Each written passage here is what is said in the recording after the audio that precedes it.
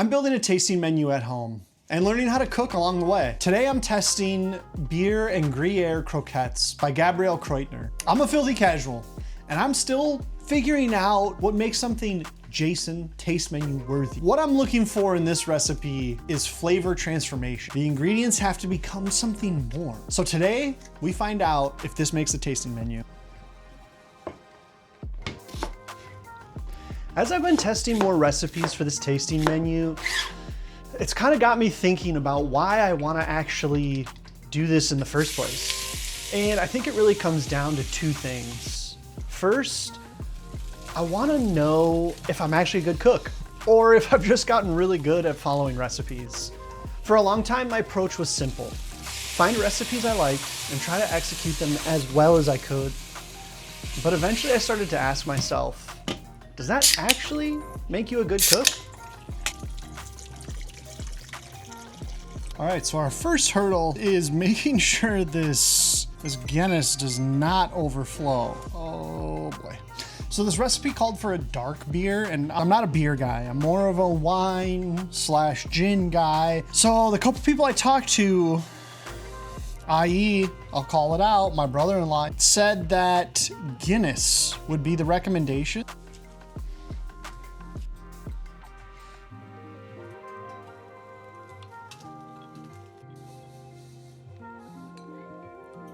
All right, let's get a little sample. This is Comte, and I've never had this. Oh, whoa. That is some insanely smooth cheese. You know what the challenge is here? It says salt, pepper, and nutmeg to taste. See, I don't have the palate of a refined chef. I have the palate of a filthy casual.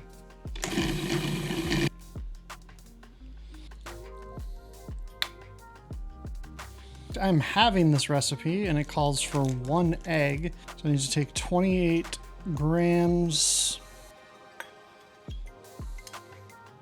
Oh my gosh! First try.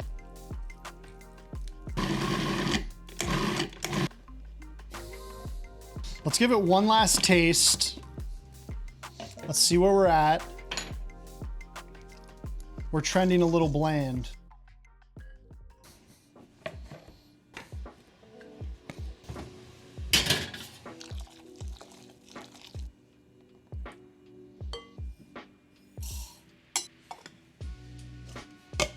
And the second reason I want to build a tasting menu at home is the experience.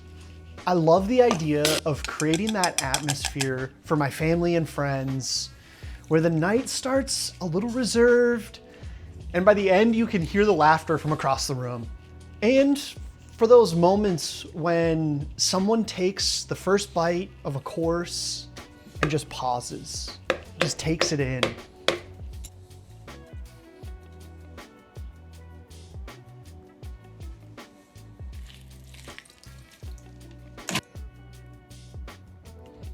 We're on step 96, 5 hours in, making some aioli. This is a sous vide egg, which is why it's gonna look a little funky.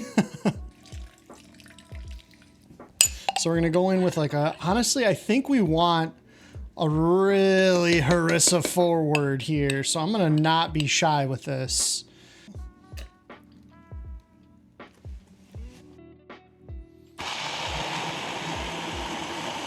You know what I forgot to add here? I think I forgot to add some salt, but let's still taste it.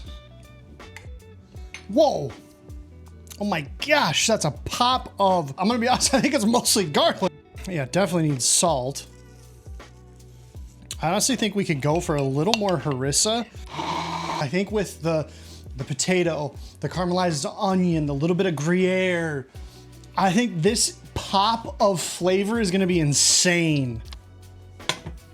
I know I was kind of ranting about using oil in my last video and the smell of burnt oil. Here's my dream, okay? I'm gonna lock it in to the point that my oil isn't getting smoky. That's my dream, okay? Hey, I didn't say it was realistic. I just said it was my dream.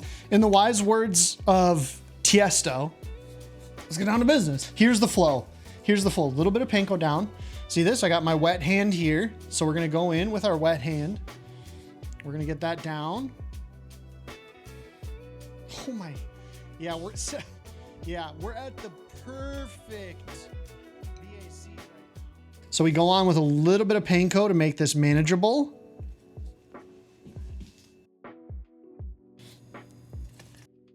Yeah, I think we pull these. I think that color is looking absolutely delectable. Do a little test. See, now that to me just looks raw. Yeah, a little raw. The cookbook said 350 to 375. This is why we run tests, right? Like this is why we have so much to learn still. Look at this. Yeah, see, look at that. That is completely raw in the center. That's still just dough. Here we go. I think this is the secret sauce. We're running at 300. When they start to float, I think we're pretty good. Yeah, yeah.